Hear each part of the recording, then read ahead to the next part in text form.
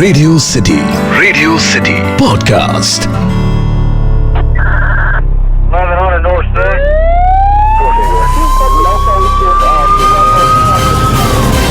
Radio city पर city crime.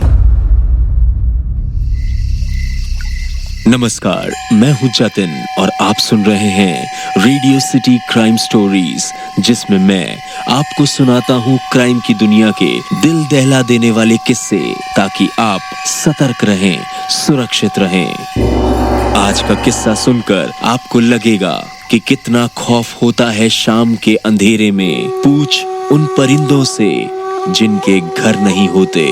कहानी mic मेलॉय की है, जिसको मरना पसंद नहीं था। ये बात जनवरी 1933 के जाड़े की एक रात की है। माइक मेलॉय लोकल ठेके पे दारू पी रहा था।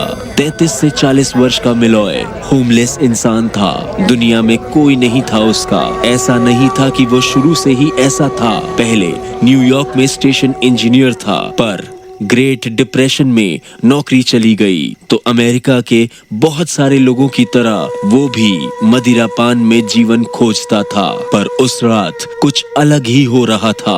उसके 5 दोस्त उसे खूब पिला रहे थे।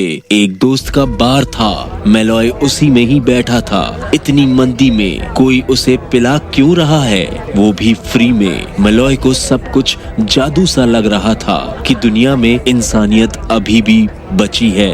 इस इंसानियत की नींव 1932 में रखी गई थी। बार का मालिक टोनी अपने दोस्तों के साथ प्लान बनाता था कि कैसे पैसे कमाए जाएं। मंदी का दौर चल रहा था। खूब सोचने के बाद पता चलता है कि किसी के इंश्योरेंस के पैसे कमाए जा सकते हैं, पर उस इंसान को मरना पड़ेगा। पर कौन मरेगा? 5 दोस्तों में से कोई भी तैयार न था। तो एक दोस्त जोसेफ ने अपने फर्जी भाई निकोलस के नाम पर 3 इंश्योरेंस पॉलिसी ले ली।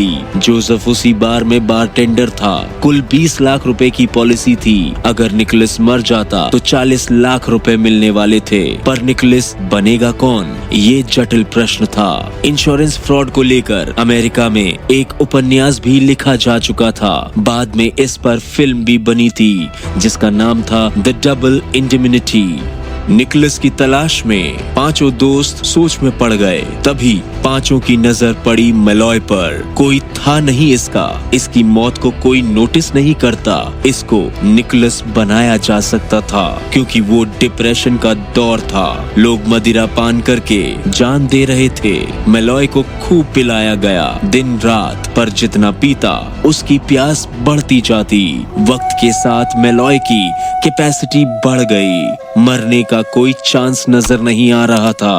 प्लान पर प्लान बनाते गए, पर हर बार मेलॉय मदिरा पान करता रहा। तो इन 5 दोस्तों ने नया प्लान बनाया। मिथेनॉल मिलाकर मदिरा पिलाने लगे। मिथेनॉल जहर का काम करता है, मरने से पहले अंधा कर देता है। पर मेलॉय मिथेनॉल भी पचा गया।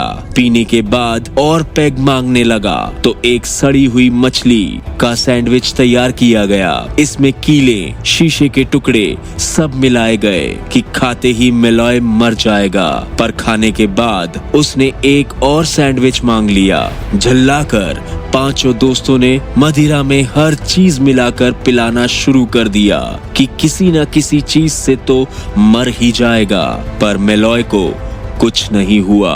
फिर जनवरी 1933 का महीना आया। 5 दोस्त कई दिन से मेलॉय को पिला रहे थे। ठंड कड़ाके की थी। तब ये तय हुआ कि अब प्रकृति का सहारा लेकर मौत दी जाएगी मेलॉय को। जब मेलॉय पीकर लुढ़क गया तो उसे बार से दूर एक खाली जगह में ले जाया गया। वहाँ तापमान -26 डिग्री सेल्सियस था। उसके कपड़े फाड़ दिए गए। उसके ऊपर कई लीटर ठंडा पानी डाला गया। फिर वहीं छोड़कर लोग चले आते हैं। वो स्थिति किसी को भी मरने के लिए पर्याप्त थी। पर अगले दिन जब 5 बार में गुड न्यूज का इंतजार कर रहे थे, मेलॉय ने आकर मदिरा का एक और पैग मांगा। इसके बाद 22 फरवरी को मेलॉय को खूब पिलाया गया। गैस की पाइपलाइन निकालकर उसके मुंह में ठूस दिया गया। 20 मिनट के अंदर मेलॉय मर गया। सांस नहीं ले पाया था। पर जब डॉक्टर आया तो वो हत्या को पकड़ नहीं पाया। बताया। मौत की वजह निमोनिया लिखी। इंश्योरेंस के पैसे मिल गए, पर मेलॉय की बॉडी को बिना कोई रिवाज फॉलो किए दफना दिया गया और वही वजह बना पांचों के पकड़े जाने का। बार में एक लड़ाई हुई और एक मर्डर हो गया। बार के मालिक टोनी को पकड़कर पूछताछ होने लगी। इसी बीच पता चला कि ये लोग इंश्योरेंस के बेनिफिशियरी हैं, तो पुलिस ने मेलॉय की बॉडी निकलवा ली कब्र से। उस वक्त वहाँ फॉरेंसिक पर बड़ा रिसर्च हो रहा था। तुरंत पता चल गया कि मेलॉय की नसों में कार्बन मोनोऑक्साइड भरी थी। ये गैस भारी होती है, जल्दी निकलती नहीं। केस चलने लगा। पांचों में से 4 को मृत्यु दंड मिला। 1934 में मृत्यु दंड दे भी दिया गया। मेलॉय की कहानी अमर हो गई, पर मेलॉय नहीं। ये थी आज की रेडियो सिटी क्राइम स्टोरी, जिस पर चाणक्य की ये कहावत सही बैठती है। वही व्यक्ति सुरक्षित रह सकता है जो इन परिस्थितियों में भाग जाए। भयावह आपदा, विदेशी आक्रमण, भयंकर अकाल और दुष्ट व्यक्ति का साथ। मैं हूँ जतिन। ये है रेडियो सिटी क्राइम स्टोरीज।